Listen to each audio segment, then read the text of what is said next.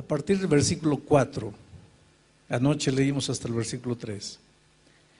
Pero Jehová hizo levantar un gran viento en el mar, y hubo en el mar una tempestad tan grande que se pensó que se partiría la nave. Y los marineros tuvieron miedo, y cada uno clamaba a su Dios, y echaron al mar los enseres que había en la nave para descargarla de ellos. Pero Jonás había bajado al interior de la nave y se había echado a dormir. Y el patrón de la nave se le acercó y le dijo: ¿qué tienes, dormilón? Levántate, clama a tu Dios, quizás Él tendrá compasión de nosotros y no pereceremos. Y dijeron cada uno a su compañero: venid y echemos suertes, para que sepamos por causa de quién nos ha venido este mal. Y echaron suertes, y la suerte cayó sobre Jonás. Entonces le dijeron ellos: decláranos ahora, ¿por qué nos ha venido este mal? ¿Qué oficio tienes? ¿Y de dónde vienes? ¿Cuál es tu tierra? ¿De qué pueblo eres? Y Jonás les respondió: soy hebreo y temo a Jehová, Dios de los cielos, que hizo el mar y la tierra. Y aquellos hombres temieron sobremanera y le dijeron: ¿por qué has hecho esto? Porque ellos sabían que Jonás huía de la presencia de Jehová, pues él se los había declarado. Y le dijeron: ¿qué haremos contigo para que el mar se nos acalme? Porque el mar se iba embraveciendo más y más. Y Jonás les respondió: tomadme y echadme al mar, y el mar se aquietará, porque yo sé que por mi causa ha venido esta gran tempestad sobre vosotros. Y aquellos hombres trabajaron para hacer volver la nave a tierra, mas no pudieron, porque el mar se iba embraveciendo más y más contra ellos. Entonces clamaron a Jehová y dijeron: te rogamos ahora, Jehová, que no perezcamos nosotros por la vida de este hombre, ni pongas sobre nosotros la sangre inocente, porque tú, Jehová, has hecho como has querido. Y tomaron a Jonás y lo echaron al mar, y el mar se aquietó de su furor. Y temieron aquellos hombres a Jehová con gran temor, y ofrecieron sacrificio a Jehová e hicieron votos. Pero Jehová tenía preparado un gran pez que tragase a Jonás, y estuvo Jonás en el vientre del pez 3 días y 3 noches.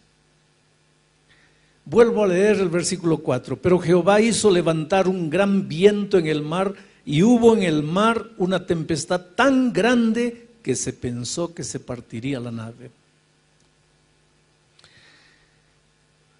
Dios tiene un plan maravilloso para todo aquel que un día se encuentra con Jesús. A Abraham, Dios le dijo: sal de tu tierra, de la casa de tus padres, y anda a una tierra que yo te mostraré. Y tú serás una bendición por donde pases. El plan de Dios para sus hijos es que sus hijos sean una bendición por donde pasen. Pero Jonás, en lugar de ser una bendición en el barco, estaba siendo una maldición. ¡Qué tragedia! Un hombre llamado para ser bendición se había vuelto en una maldición.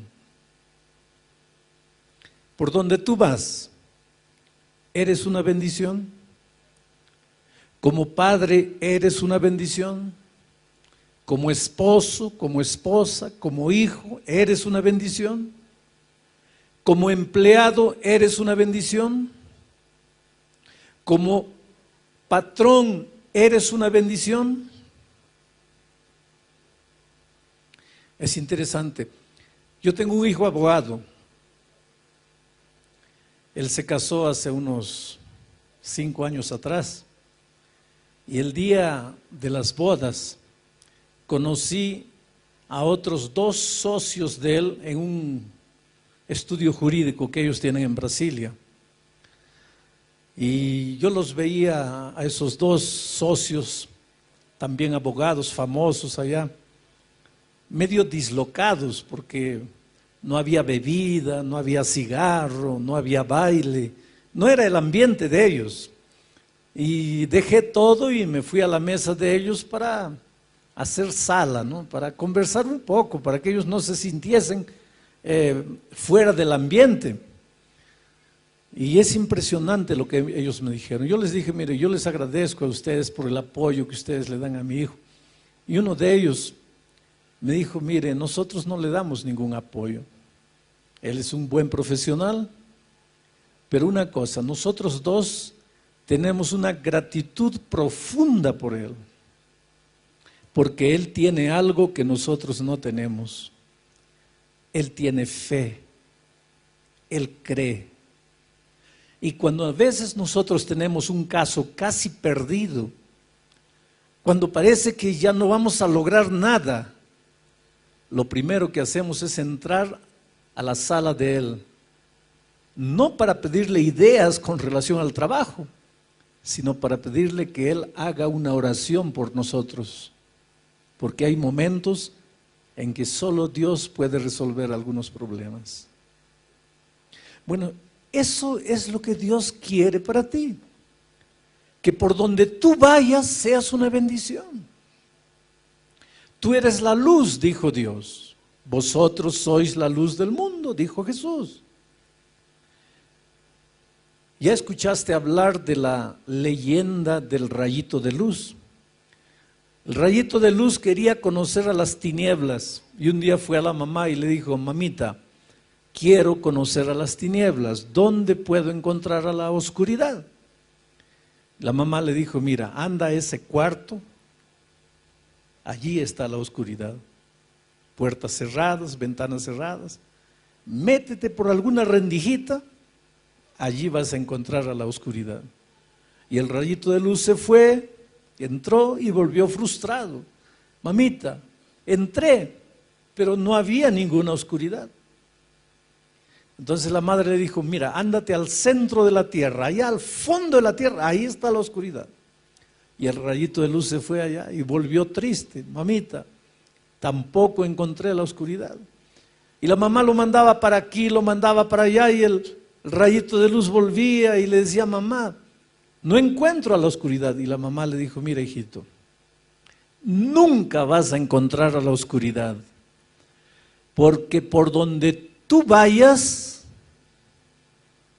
todo va a quedar iluminado, porque tú eres un rayo de luz. Oh querido, tú eres un rayo de luz. Tú naciste para ser una bendición. Mucha gente se queja y dice así, esta vida es un infierno, esta vida es injusta, nadie me ama, nadie me quiere, nadie me acepta, todo el mundo me trata mal.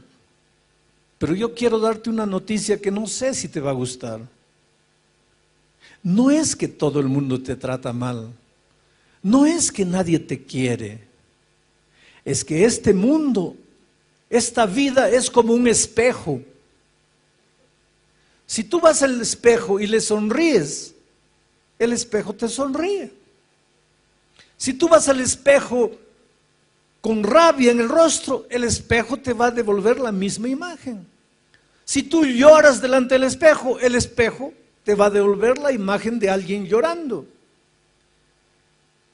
El problema es que tú andas con el rostro fruncido, andas quejándote de la vida, miras a las personas y nadie te gusta, vives criticando, mirando los defectos de las personas, pero quieres que te acepten. Quieres que todos se traten bien. Querido, trata bien a las personas. Ama a las personas. Acéptalas como son. Tú no vas a cambiar la personalidad de los seres humanos.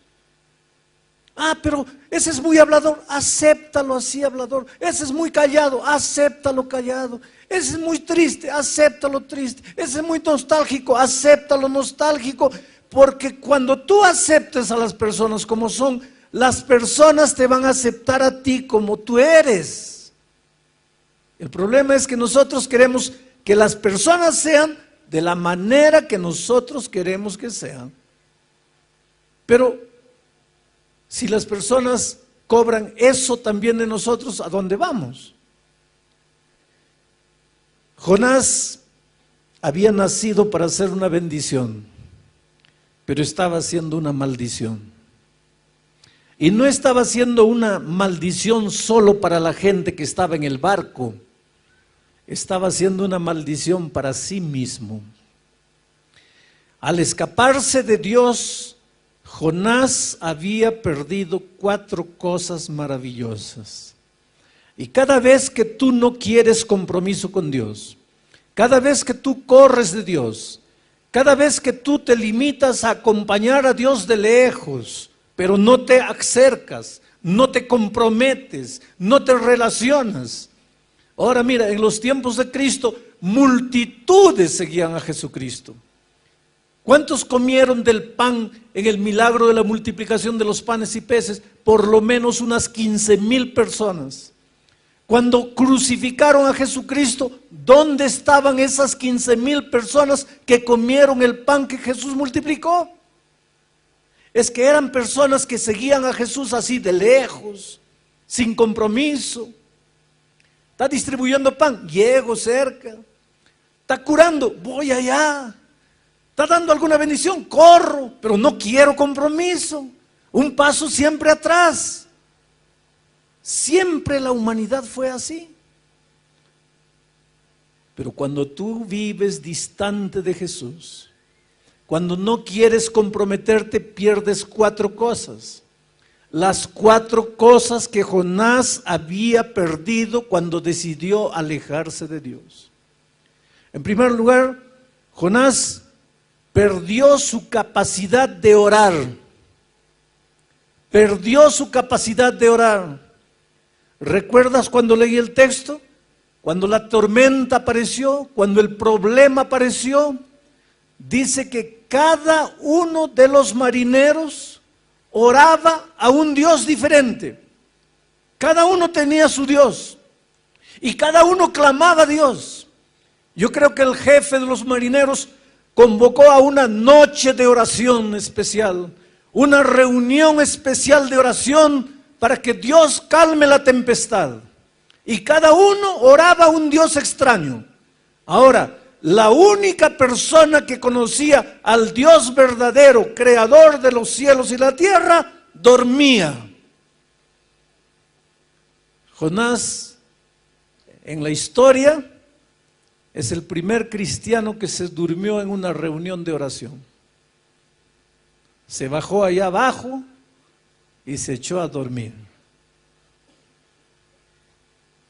Si tú me haces una pregunta esta tarde, pastor, ¿cómo sé que me estoy alejando de Dios? Yo te respondo, cuando empiezas a perder tu capacidad de orar, cuando empiezas a orar poco, te estás alejando de Dios.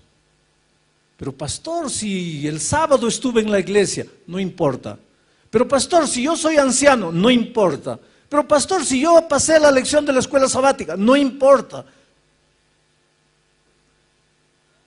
El hecho de que vienes a la iglesia no mide tu comunión con Dios. El hecho de que tienes un cargo en la iglesia no mide tu comunión con Dios. Lo que mide tu comunión con Dios es tu capacidad de orar.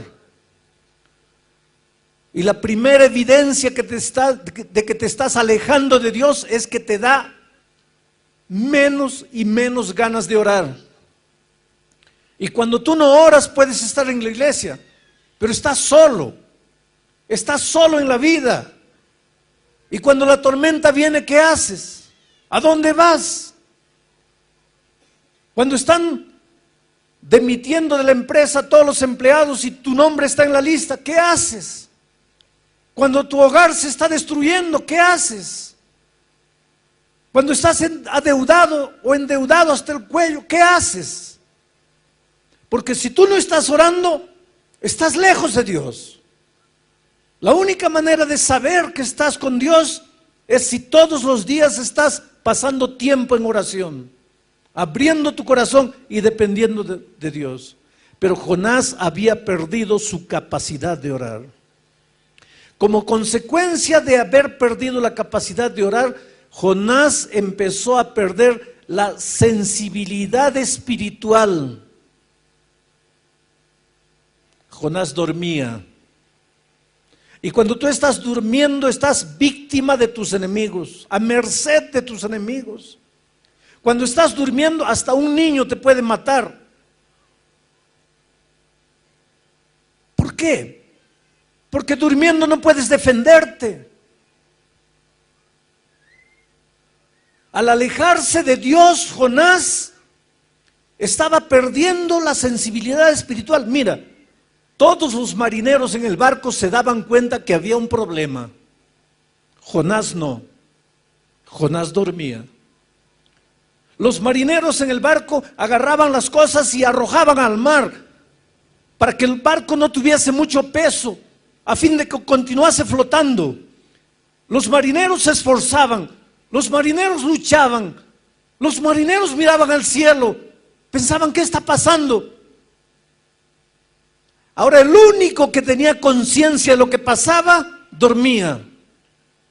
Había perdido la sensibilidad espiritual. ¿Sabes que lidiar con cosas espirituales es una bendición, pero puede transformarse en una maldición? Porque podemos familiarizarnos tanto con las cosas espirituales que pasan a ser rutinarias. Dejan de ser especiales, dejan de ser sagradas, tórnanse comunes, tórnanse simples. Pierdes la sensibilidad espiritual.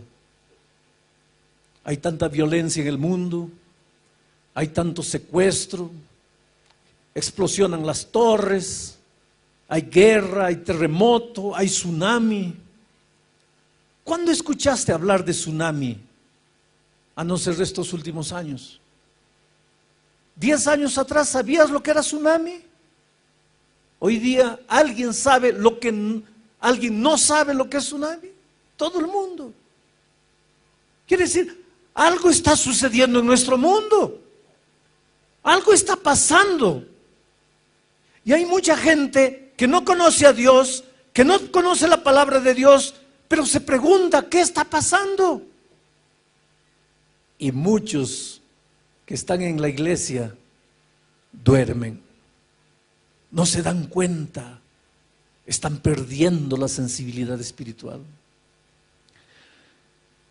Al perder su capacidad de orar, Jonás pierde su sensibilidad espiritual. Y al perder la sensibilidad espiritual, Jonás pierde su capacidad de oír la voz de Dios.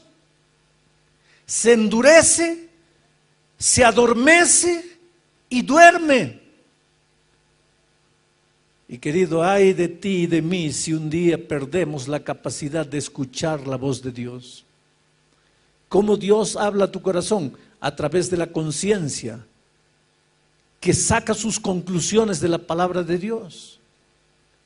Pero cuando Dios te habla y no le escuchas, te sigue hablando y no le escuchas, te continúa hablando y no le escuchas, tu corazón se va endureciendo, endureciendo, y llega un momento en que Dios puede gritar a tus oídos y ya no escuchas, porque pierdes la capacidad de escuchar la voz de Dios. ¿Hace cuántos años Dios te llama? ¿Hace cuántos años Dios toca tu corazón para que le entregues definitivamente la vida a Cristo? Estaré predicando esta noche para alguien que ya tuvo momentos felices en la iglesia de Dios. Y por esas cosas de la vida hoy día estás lejos de Dios, lejos de la iglesia. ¿Cuántas veces Dios te ha llamado? ¿Cuántas veces Dios ha tocado tu corazón? ¿Cuántas veces en medio de la noche el Espíritu te ha incomodado? ¿Cuántas noches de insomnio has tenido? Porque la voz de Dios te atormenta. Pero si tú no le haces caso, y no le haces caso, y no le haces caso, llega un momento en que tu corazón se endurece y pierdes la capacidad de escuchar la voz de Dios. Ahora veamos cómo las personas tratan de resolver el problema que había aparecido aquella noche. Estaban en medio de una noche oscura y un mar embravecido. Cada uno clama a su Dios. Y después de clamar a Dios, todos los que estaban en el barco tratan de resolver el problema. En primer lugar, ellos raciocinan y llegan a la siguiente conclusión: este problema debe haber aparecido porque entre nosotros debe haber un culpable. Y entonces ellos echan suerte. Ustedes saben que los marineros juegan cartas, juegan dados, juegan dominó. Los marineros pasan el tiempo con ese tipo de juegos de azar. Y los marineros aquella noche trataron de descubrir quién era el culpable, utilizando las herramientas que tenían en sus manos, utilizando las cosas que ellos conocían.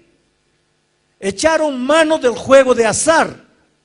No es que la Biblia apruebe el juego de azar. Lo que la Biblia está mostrando es que cuando el ser humano está en problemas, trata de resolver sus problemas con lo que tiene en la mano.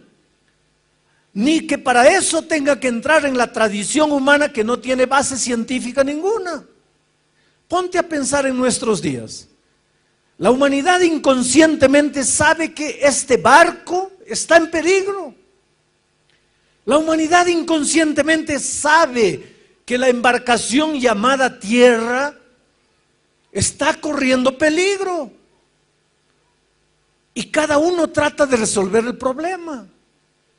Unos piensan que esta tierra se va a destruir por causa del desequilibrio ecológico. Entonces vamos a concentrar todas las fuerzas en mantener el equilibrio ecológico. Y nunca en la historia se vio tantos movimientos defendiendo el equilibrio ecológico.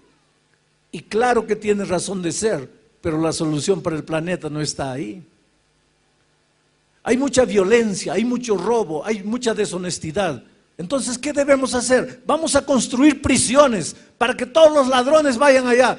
Ahora, querido, si todos los ladrones tuviésemos que ir a la prisión, no quedaría nadie afuera, porque el problema no está afuera, el problema está en el corazón humano. Hay un filósofo que dice que si tú no robaste todavía es porque no tuviste la oportunidad. Y yo te voy a confesar una cosa, porque quiero que entiendas que soy un ser humano tan humano cuanto tú. Un día en los Estados Unidos entregué un billete de $100, un billete de $10 para una compra que hice de $2, $3.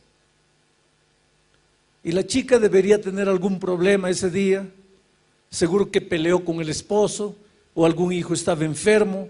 Evidentemente su cuerpo estaba allí, pero su cabeza no estaba, porque me recibió el billete de $10 y me dio el vuelto de $100.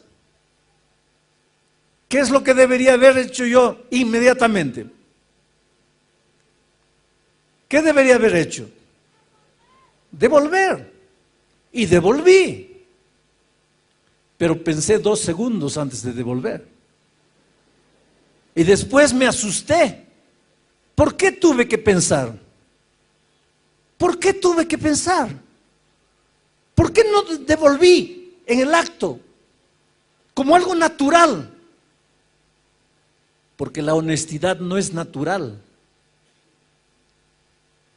No es natural de nuestra naturaleza pecaminosa. Entonces, querido, el problema no está con la justicia humana, no está con la prisión, el problema está con el corazón humano. Pero cada ser humano trata de resolver el problema. El matrimonio está hundido. Vamos a intentar esto, vamos a intentar aquello, vamos por este camino. A veces entra en el terreno de la depravación, queriendo salvar el matrimonio. El problema no está allí. El ser humano, mira, hay gente que no sale de casa sin mirar el horóscopo para ver si este es mi día de suerte o no, si hoy día me va bien, me va mal. Ponte a pensar un poquito, ¿qué tiene que ver el astro que está allá millones de años luz con tu vida aquí? Oh, querido, piensa un poco. Me tropecé porque mi horóscopo decía que me iba a tropezar. ¿Qué tiene que ver ese astro con el hecho que no miraste la piedra que estaba delante de tu camino? Pero el ser humano, cuando está en problemas, trata de correr de un lado para otro para resolver el problema. Y es lo que los marineros hicieron aquella noche. Lo que estaba a las manos eran las cartas y comenzaron a echar suerte. Y te digo una cosa, cuando los seres humanos son sinceros, y aunque no estén en el camino correcto, porque no conocen otra verdad, Dios puede manifestarse a ellos. Y fue lo que sucedió aquella noche, porque la suerte cayó a Jonás. Y ahora los marineros fueron a Jonás y le preguntaron: ¿qué hiciste? ¿Por qué nos trajiste esta maldición? Ahora miren la actitud de Jonás. Jonás pensaba que la solución para los problemas estaba en las manos del propio ser humano. Jonás llegó a la siguiente conclusión: yo pequé, yo traje este problema, yo traje esta maldición, entonces yo voy a pagar por lo que hice. Arrójenme al mar, y cuando yo me muera, ustedes se van a quedar en paz. Jonás era un profeta de Dios. Jonás conocía el tema de la gracia redentora. Hay muchos cristianos sinceros que piensan que en el Antiguo Testamento la enseñanza es salvación por las obras y que en el Nuevo Testamento la enseñanza es salvación por la gracia. Pero si tú lees la Biblia desde el Génesis hasta el Apocalipsis, vas a ver que la única enseñanza bíblica es la salvación por la gracia. Por las obras nadie se salva, por la ley nadie se salva, por guardar mandamientos nadie se salva. Desde el jardín del Edén, cuando un cordero fue sacrificado para preparar vestidos para cubrir la desnudez del hombre, Dios estaba diciendo que la salvación es únicamente por la gracia de Jesucristo, porque ese cordero simbolizaba al cordero de Dios que tiraría el pecado del mundo. Cuando Israel todos los días ofrecía sacrificio y un corderito era sacrificado, el mensaje era: la salvación es únicamente por la gracia. Por lo tanto, Jonás conocía el tema de la salvación por la gracia, pero él no creía. Él tenía una manera de pensar: el que la hace, la paga. Yo la hice, entonces merezco morir. Y es verdad, queridos. La Biblia dice: por cuanto todos pecaron, están destituidos de la gloria de Dios. Pablo afirma: la paga del pecado es la muerte. Todos esta noche merecemos morir. No hay justo ni siquiera uno, dice la Biblia. No hay quien busque el bien.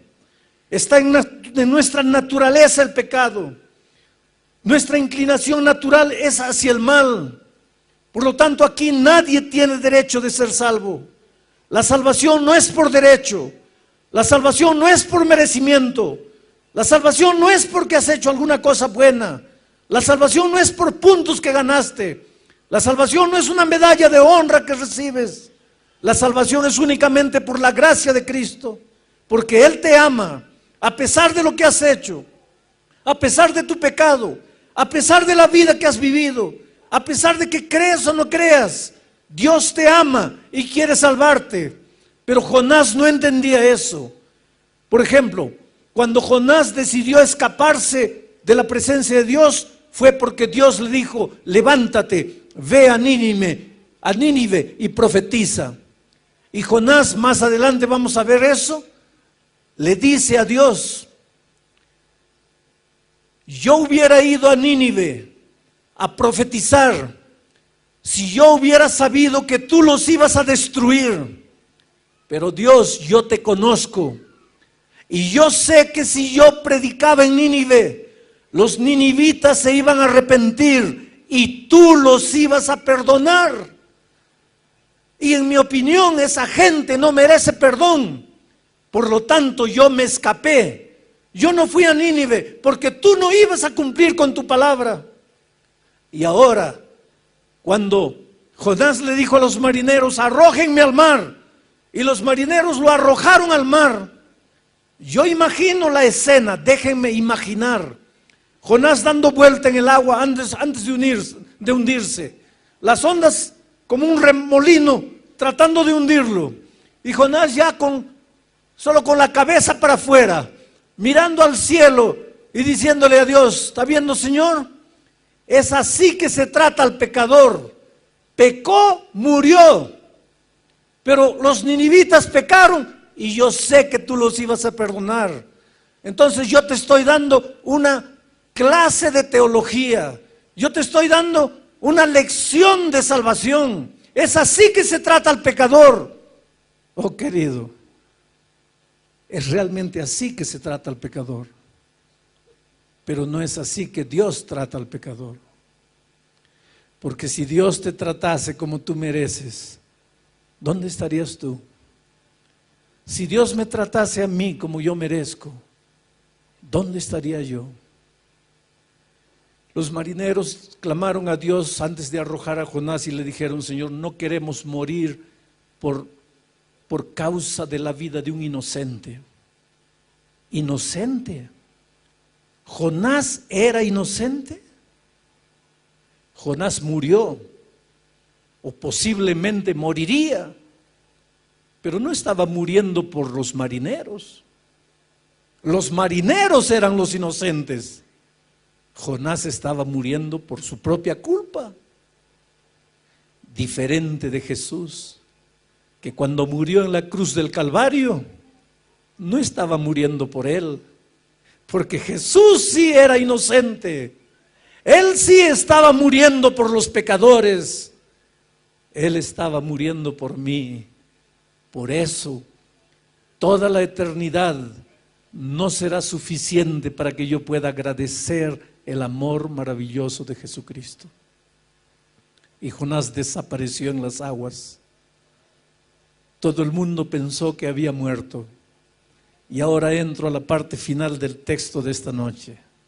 El último versículo del capítulo 1 dice así: pero Jehová tenía preparado un gran pez. El problema del pecado a Dios no lo agarró por sorpresa. Desde la eternidad Dios ya tenía el plan de salvación preparado. Dios había preparado un gran pez. Ese pez recibiría a Jonás, lo sacaría de las profundidades del mar, lo llevaría a la playa y lo dejaría salvo allí. Tú y yo somos Jonás. Por nuestros pensamientos, por nuestros sentimientos, por nuestras actitudes, nosotros merecemos el fondo del mar, el fondo del pecado, el fondo de la muerte. Pero así como Dios tenía preparado un gran pez para salvar a Jonás, en el maravilloso plan de salvación, Dios tenía preparado una cruz, y en esa cruz murió Jesucristo. Esta noche Estaba en el camarín y hay una señora llamada Verónica que todas las noches cuando llego me recibe en el camarín con todo cariño, tiene un agua caliente, trata de hacer mi estada en el camarín lo más confortable. Esta noche le pregunté, ¿quién eres tú? Y ella me dijo, pastor, hace muchos años, 9 años atrás, cuando mi hijo mayor tenía apenas 6 años, 7 años, mi esposo se fue con otra mujer. Nunca más lo vi, me dejó con 3 hijos, sola para criar 3 hijos. Y un día tuve ganas de morir. Quise quitarme la vida. Estaba en el fondo del pozo.